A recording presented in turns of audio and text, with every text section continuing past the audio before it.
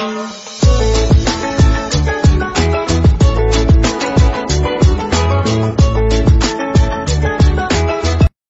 The lord.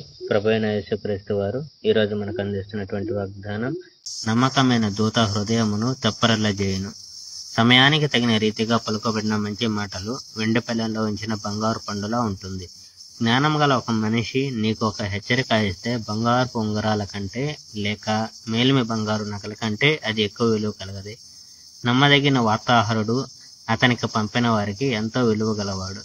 అతడు కోతకాలపు ఎండా రోజుల్లో చల్లటి నీళ్ల వంటి వాడు.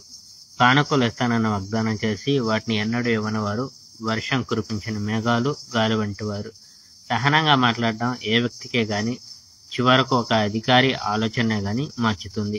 నిదానంగా మాట్లాడడం చాలా శక్తివంతమైనది.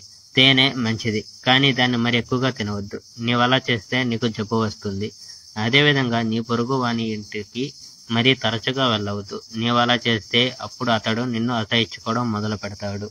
సత్యం చెప్పని మనిషి ప్రమాదకరమైన వాడు.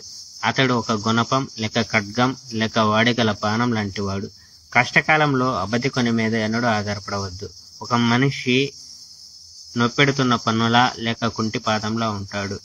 నీకు అతడు ఎంతో అవసరమైనప్పుడే అతడు నిన్ను బాధ పెడతాడు. దుఃఖంలో ఉన్న మనిషి దగ్గర ఆనంద గీతాలు పాడడం అతడికి చలి పెడుతున్నప్పుడు అతని గుడ్డలు తీసివేయడంలో ఉంటుంది. అది సోడా చిరక మిళితం చేసినట్టు ఉంటుంది.